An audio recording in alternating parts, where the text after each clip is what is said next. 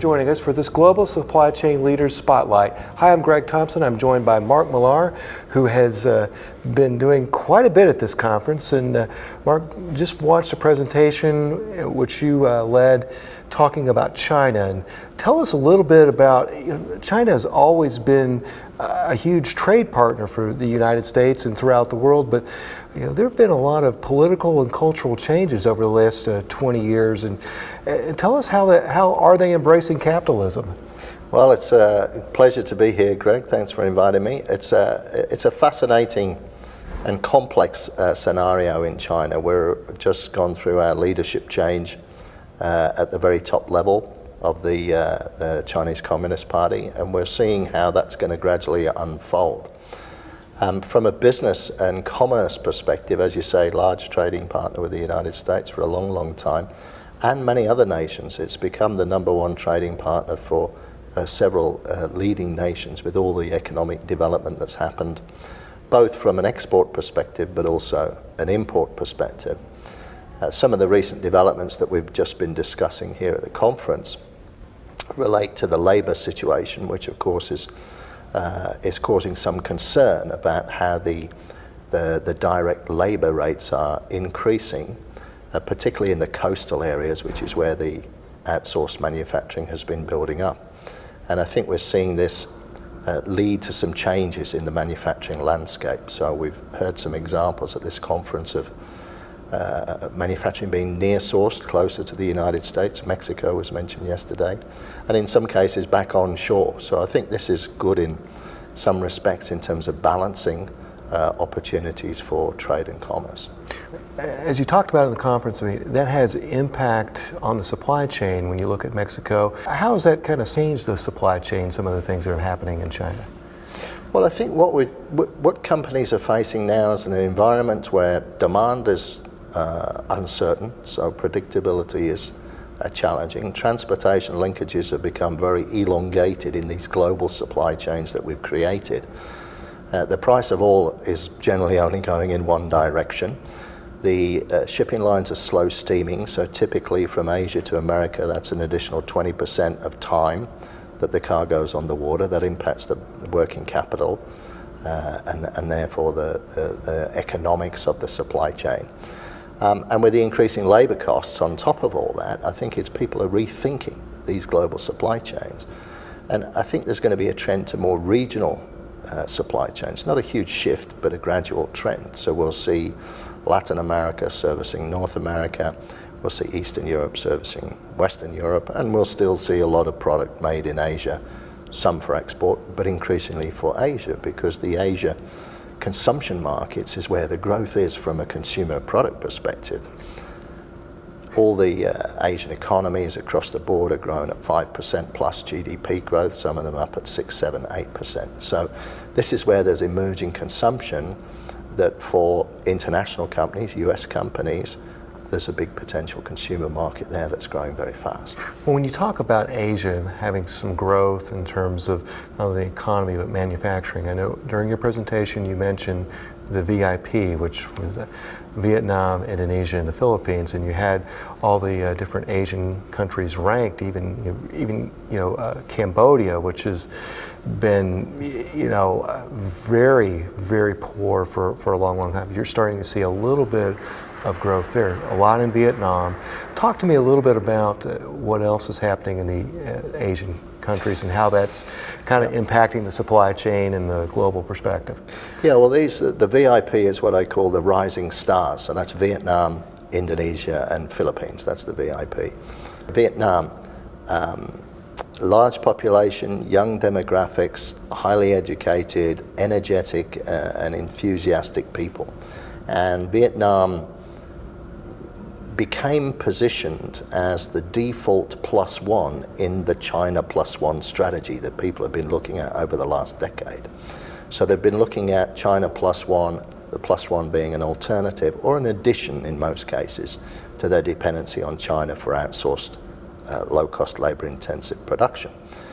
But of course that fuels economic prosperity. So now we have a youthful population in Vietnam, of course connected through technology and the World Wide Web, they have employment, they have disposable income, they have awareness of global brands.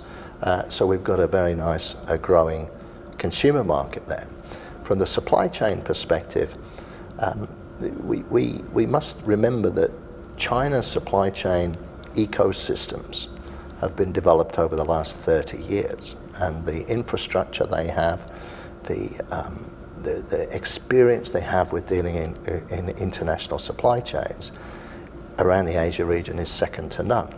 So when we look at alternative or additional locations, they're always coming from somewhere behind where China has developed to. So for example, in South Vietnam, Saigon or Ho Chi Minh City, we have problems with transportation infrastructure, not sophisticated or developed. We have some problems. A few years ago we had port congestion. Now we've got overdevelopment of port facilities, not geographically in the best location. At the same time, we've got a maturing, in terms of skill set and capabilities, maturing workforce and an exciting consumer market. But the infrastructure is nowhere as near as sophisticated or as developed as China. The I is Indonesia. Indonesia's obviously has oil and gas reserves, but is largely a much more domestic economy than Vietnam, for example, in terms of its reliance on exports.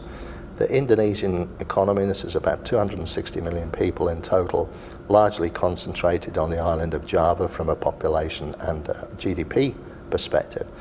The Indonesian domestic economy is rock and roll at the moment. I mean, the consumerism there is just taking off like unprecedented before. It's a large archipelago, 12,000 islands. Supply chain relies on inter and intra-island shipping, which is very fragmented, relatively inefficient, and therefore becomes rather expensive. But again, huge opportunities in terms of a consumer market and a large labour force available for labour-intensive production. The government there, the master plan for their infrastructure build-out, has got a port infrastructure just for shipping ports, a master plan involving $60 billion of infrastructure investment. So that's very exciting as well. And then the Philippines, again, large population, around 93 million people under the latest leadership running the government, has definitely economically bounced back. There's a renewed confidence almost amongst the population that the government has addressed a lot of the long-standing political issues. It was last year, 2012, the Philippines was the second fastest growing economy in Asia, second only to China.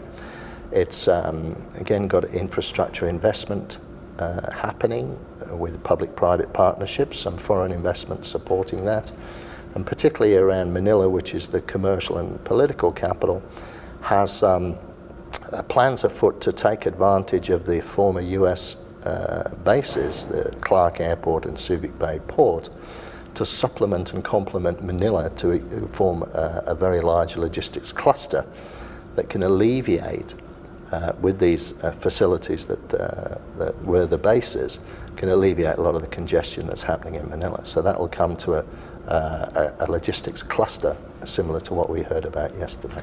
Well, when you see all of what's happening across the world, what do you see for the future? I mean, I know that's a pretty big question, but... The global economic balance is shifting eastwards. I mean, if we look at all the different data points that we can project out to 2025, 2030, 2050, two-thirds of the world's middle class is going to be in Asia. More than 50% of GDP growth is going to be coming from Asia. All these sort of things. I believe we're in the Asia era, and this is, in a way, catching up with history from centuries ago, and Asia catching up to some of the economic developments that we've seen in what we know as the Western world, which simultaneously, most of the economies in the Western world, or several of them, are somewhat fragile from an economic perspective, particularly in Western Europe.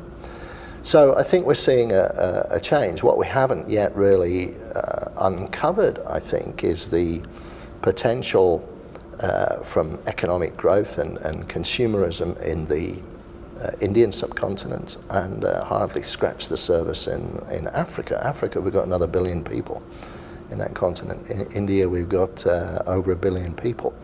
So I think there's opportunities for economic growth, and this will help a lot of these countries become more prosperous for the whole people, which has to be good for the global community at large. I think what we find from a supply chain perspective is in emerging and developing markets, even though each one has its own nuances, the archipelago in the Philippines, Vietnam's very long and narrow, China's a huge critical landmass, the common features in supply chain challenges in these emerging and developing markets are threefold. Infrastructure, so transportation, roads, bridges, ports, airports. All these things obviously take time and they take money. China has led the field in Asia with the very impressive infrastructure it's put in place. Many of these other developing markets in Asia need to accelerate their infrastructure development process and find funding accordingly, largely through public-private partnerships together with foreign direct investment. Second, what we experience from a supply chain perspective across the developing and emerging markets is regulatory challenges. And these can relate from anything to customs processing challenges to overburdensome administration and documentation processes, through to trade restrictions, or in some cases the absence of trade facilitation agreements. And again, in each of these markets, they're gradually developing a more open and efficient administrative processes to international trade and commerce.